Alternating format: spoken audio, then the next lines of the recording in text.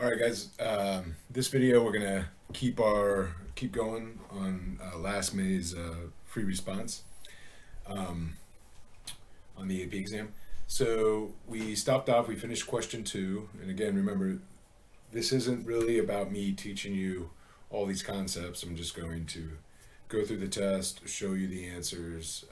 But the important thing is to see where all of the information or all the questions tie back to one of your visible learning objectives, right? So it's just getting familiar with the visible learning objectives, understand that everything that will be asked of you on the AP exam is on your visible learning documents, okay? And so let's go through this. All right, so we are on question 3, and again, if you remember the breakdown of the way the test is, on the free response section, the first 3 questions are the ones worth the most points. They're each worth 10 points. So in question 1, question 2, question 3, you can get 10 points for each part for a total of 30 points. When we get to questions 4 through 7, each of those questions are only worth 4 points apiece. So the total amount of points you get on the free response is 46 points. You're trying to get 46 points, but 30 of those points are on the first 3 questions, okay? So you want to try to get as many points as you can on questions 1 through 3, because that's where you get the majority of your points, okay? So let's get into it. So the first question on number 3, write the complete ground state electron configuration of an aluminum atom. So we just have to write the complete electron configuration. When they say complete, that means you can't use that noble gas shortcut where you put a noble gas in brackets and continue from there. Even though aluminum's not that far down on your periodic table that it really means much of using a shortcut or not using the shortcut. So technically you could put like if they didn't say complete, if they just said write the electron configuration, you could put neon in brackets and then say 3s2 and then 3p1 for aluminum. But because they said complete here, you got to do the complete one. So 1s2, 2s2, 2p6, 3s2, 3p1. But let's check it on the visible learning. So this is from unit 1, but obviously you should be able to do this just by have taken chemistry 1, right? This really isn't an AP question. So this is, if you look at it, sorry, I wrote it down. What is it? 1-27. So if we go to our visible learning document, 1-2, number 7, I can write the electron configurations, orbital diagrams, and outbound diagrams for atoms or ions. So we got an atom in this case, and we need to write its electron configuration. So let's go to our answer. So 1s2, 2s2, 2p6, 3s2, and that should say 3p1. That would be wrong. So that should say 3p1, not 3s1. I guess I just rushed through it. So, just an FYI, next year when you take your AP exam in May, 2 days later they release the free response. And what I do is I sit down and I try to take the test as fast as I can to see how difficult it is and that kind of thing, just to see. And so this is me just rushing through the test without really thinking about it too much. So, just caught my mistake today, so that should say 3p1. But there you go. Okay. Next question. Based on the principles of atomic structure, explain why the radius of aluminum atom is larger than the radius of an aluminum 3+ ion. Okay. So comparing the radius of an atom, which means a neutral atom, means same number of protons, same number of electrons, whereas the aluminum 3+ has 3 less electrons. So why does this have a smaller radius than that? Or the question is asking, why is this larger than that? Okay. So let's see what VLOs this covers. So this is 1-3 A and B. So let's see what that is on the visible learning document. 1-3. So if we look at it, 1-3 A and B, so it's, you know, explaining the difference between atomic radius, which means neutral things, same number of protons, same number of electrons, versus an ion's radius, so a charge, okay? So that's why it's A and B, because you're comparing something that's neutral to something that's charged. So let's go to our answer, all right? So when you lose electrons, you become smaller, but you gotta basically use Coulomb's law, or, you know, just your idea of, you can either use structure or Coulomb's law. They say principles of atomic structure, so that's why I kind of went to the structure here. But really you have more, so aluminum versus aluminum 3 plus, they have the same number of protons in the nucleus, but aluminum 3 plus has less electrons, so those less electrons are going to be more attracted to the nucleus. But really the real reason is the aluminum 3 plus lost its 3 valence electrons. And so now aluminum 3 plus doesn't have any electrons at energy level 3. If we go up here and look at the electron configuration, these electrons here in energy level 3 for aluminum 3 plus have been lost. So really aluminum 3 plus has this electron configuration, right? It stops there. It has the same electron configuration as neon. So the lower the energy level, the closer the electrons are to the nucleus. So aluminum 3 plus's furthest electrons are in energy level 2, whereas aluminum neutral, its furthest electrons are in energy level 3. And on average, energy level 3 electrons are going to be further from the nucleus than energy level 2. Okay, so what did I say here? Aluminum has, it should say 3 valence electrons, or has valence electrons in energy level 3, whereas aluminum 3 plus has valence electrons in energy level 2. Energy level 2 is closer to the nucleus of an atom or an ion. Okay. All right. So hopefully that helps out. Okay. So, right. So, and notice how this question kind of goes. All right. So we had 2 boom quick questions from Unit 1. A and B straight up from Unit 1, all Unit 1 stuff. No real tie-ins to anything else. Then all of a sudden when we get to Part C, look at this. They're having us, this is a lab question. They're giving us some basics of, you know, a lab, and we have to complete the procedure here, okay? So let me look at the blank test here. Let me show you how it's set up. So first thing to know is just because they left 1, 2, 3, 4, 5 spaces for you to write the next steps for whatever this lab procedure is going to be here, doesn't mean you have to use all of them. So that's number 1. Also, number 2, let's understand that if we look at this, remember, you have 10 total points to get here. So we have 1, 2, 3, if we keep going, 4, 5, 6, 7. We have 7 prompts. So one question might be worth 3 points, but probably not. I'm guessing this one is, but 3 of them could be worth 2 points. So I'm guessing this is going to be worth 2 points. You're going to have 2 key things here. But don't feel like you're going to have to use all the lines here. All right, so the student plans to combine solid aluminum with aqueous solutions of silver ions. The student determines the mass of solid silver nitrate needed to prepare a solution with a specific concentration. In the following table, briefly list the steps necessary to prepare 200 milliliters of an aqueous solution of silver nitrate using only equipment selected from the choices given. So here's your equipment.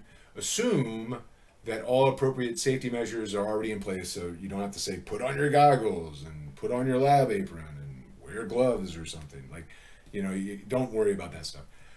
Not all equipment or lines in the table may be needed. So that's an important thing. You're not going to use all the equipment, and you don't need all the lines. Okay. So this is preparing a standardized solution. So if we look at our visible learning, this says L-5. So this is one of our lab visible learning objectives. So remember, in the visible learning document, the labs are at the end. So go through all the 7 units, and then at the end you'll get the lab ones. So this is L-5. making solutions. Okay, so this is something we'll learn about. There's kind of two different ways we need to know. Taking a solid that we're going to dissolve in water and how we make a standardized solution. So that's what this one is about. But then the other one is taking a solution that's at a higher concentration and diluting it to a new concentration. But essentially, the final steps are about always the same. All right. So this is L-5. And so let's go to the answer. So we need to make the solution. Now they already said using the weigh paper to measure and determine the mass of the solid silver nitrate on the balance. Okay, so that's weigh out the solid that you need. Okay, so what we're going to need to do is understand that whenever we're making a standard solution, we need a volumetric flask. So that's number one. And they said make 200 milliliters of the solution. So that's going to be our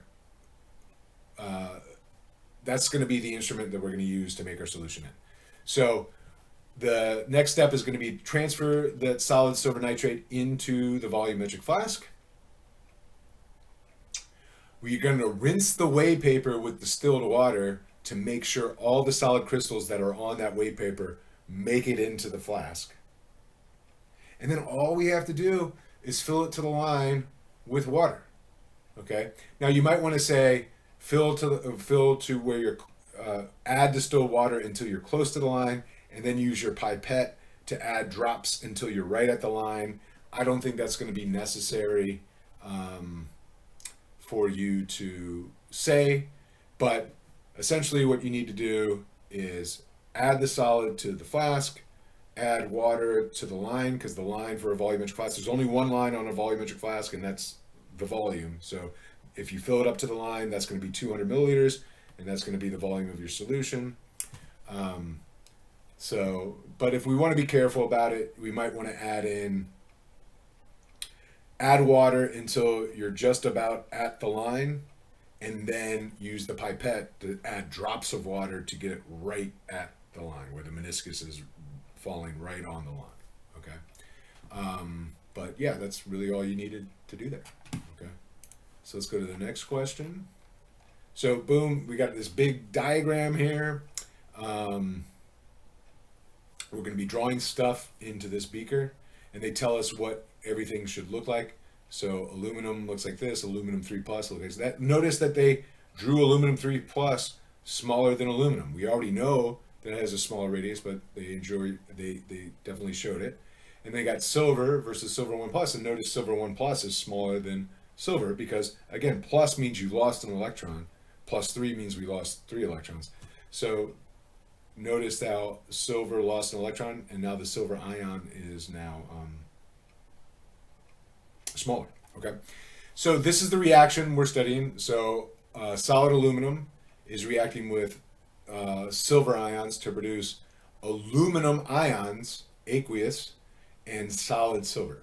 Okay, so the following diagram gives an incomplete particulate representation of the reaction.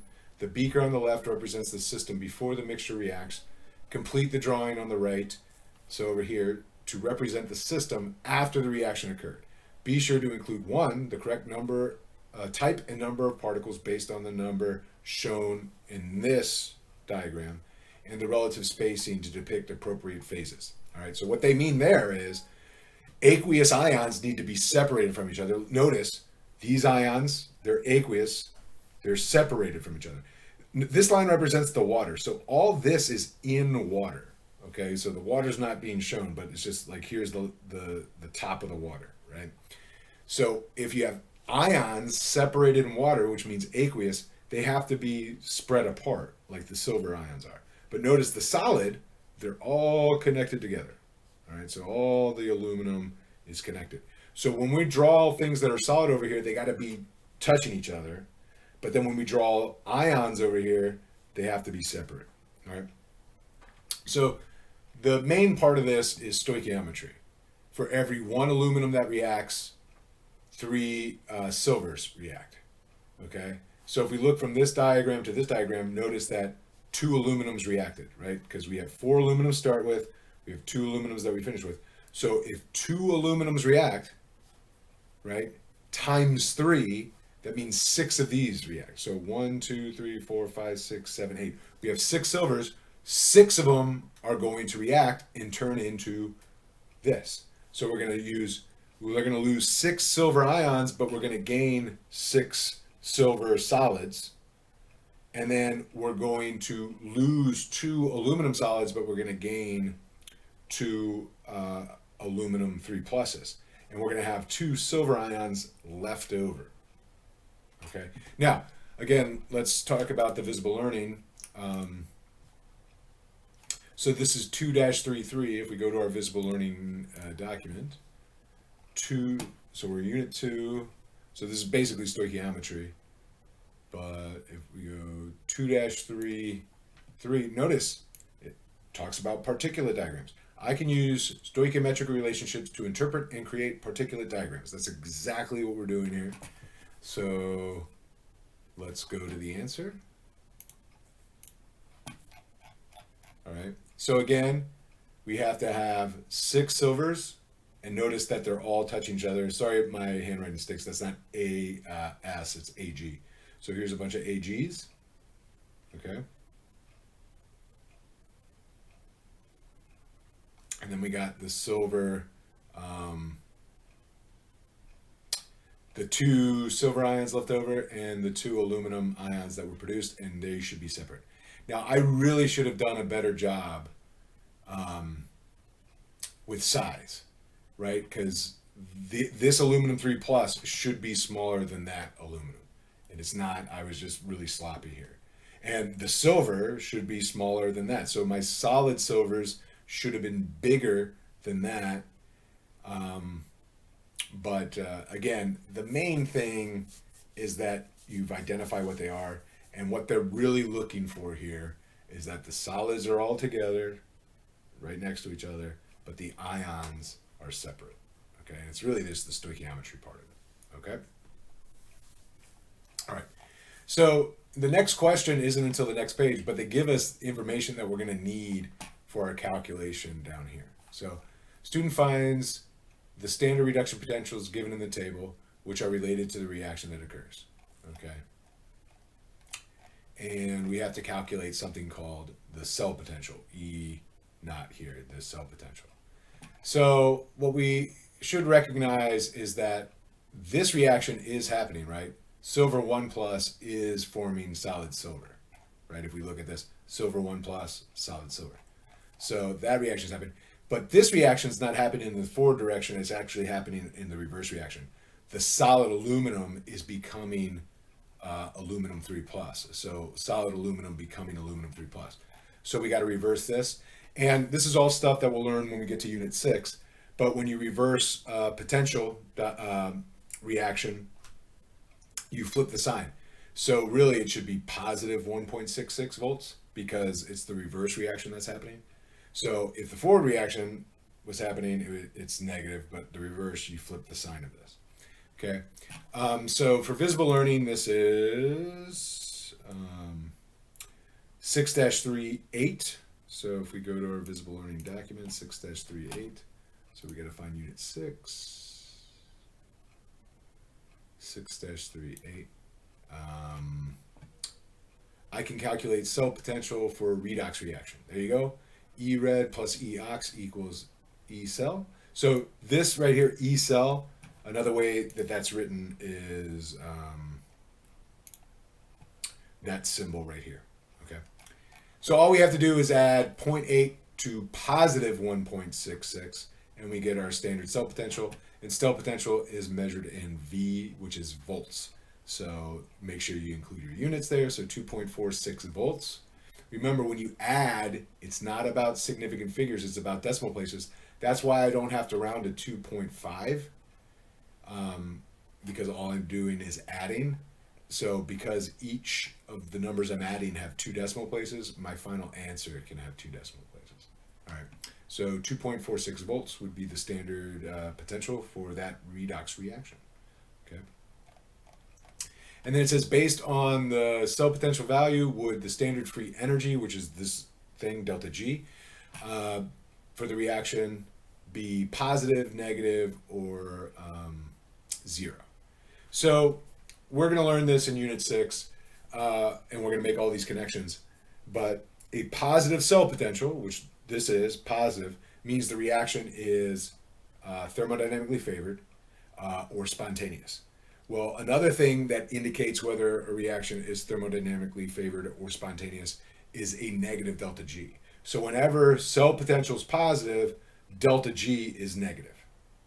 Okay. So let's look at the visible learning. So this is 6-37 and or 6-25D. Let's look up 6-25D here, because I think that's probably the main one, but we make these connections a lot, we talk about them a lot. So there's a lot of redundancy in the visible learning document. But 6-25D, notice, I understand that when delta G is negative, cell potential is positive. So we're just kind of flipping that. If cell potential is positive, that must mean delta G is negative. All right, so that's really what we're doing there. And then what was the other one? 6-3. What was it? Sorry. 6-37. What does that say? Okay, so I understand that a spontaneous oxidation reduction reaction must have a positive cell potential. So if we know that the reaction is spontaneous, and really we don't, AP doesn't use the word spontaneous anymore. They say thermodynamically favored. It means the same thing. But when cell potential is positive, the reaction's spontaneous, and then you have to understand another way you can indicate that a reaction is spontaneous is that delta G is negative. So kind of there. And then also there's this equation. If we go to, did I have it on the visible learning? No, I don't have it on the visible learning guide. But there is an equation, which I'll show you in a second, that's on your equation sheet that you could use to justify your answer a different way, just mathematically. All right, so let's go to here. All right, so the answer to the question is negative, and the justifying the answer is a positive cell potential means thermodynamically favored, therefore delta G must be negative. Okay, but the other way you could do it is this equation here, delta G equals negative NF E cell potential. And if you plug in this cell potential and you plug in N and F, which we'll learn about next year, you would end up with a negative value here. Okay, so that would be another way to do it. Okay. And then the last one, once the reaction appears to stop progressing, would the change in free energy, delta G, be positive, negative, or zero? Okay. And so this is just another connection that we need to make. And this is 6-27. So if we go to 6-27, I understand that when delta G is zero, cell potential is zero. Okay. And when an oxidation reaction has stopped, that means the cell potential is zero. So again, if the cell potential is zero, delta G is zero. So if we look at our answer here, once the reaction appears to stop progressing, so the oxidation reaction has stopped, that means cell potential zero. Okay, so when the reaction stops, cell potential zero, therefore delta G is zero. Okay. All right, so that was question number 3, and that takes us through the longer questions of the free response. And now we have 4 more questions to cover, but they're all shorter. They're only worth 4 points apiece. Remember the first 3 questions, they're each worth 10 points apiece. So I'll be on our next video. We'll start with questions 4, 5, 6, and 7. We'll see how much we can get to. We'll probably do a video on questions 4 and 5, and then a video on questions 6 and 7. And then I want to do a video kind of breaking down all the visible learning objectives that were covered in last year's free response, and just kind of see where it's kind of, is it more concentrated in Unit 1, Unit 6. So right now we have 5 objectives. So just for the first 3 questions, 6 objectives from Unit 1, 6 objectives from Unit 2, and 6 objectives from Unit 6. We have yet to have any Unit 7 questions. We have 3 from Unit 3, and we got 5 from Unit 4, and we got 4 from Unit 5. So it's, and we have 2 lab questions so far, but none from Unit 7. So I'm guessing there'll probably be some Unit 7 and question 4 through 7, and or the multiple choice might have had a lot of Unit 7 stuff as well. All right. So anyway, have a good one.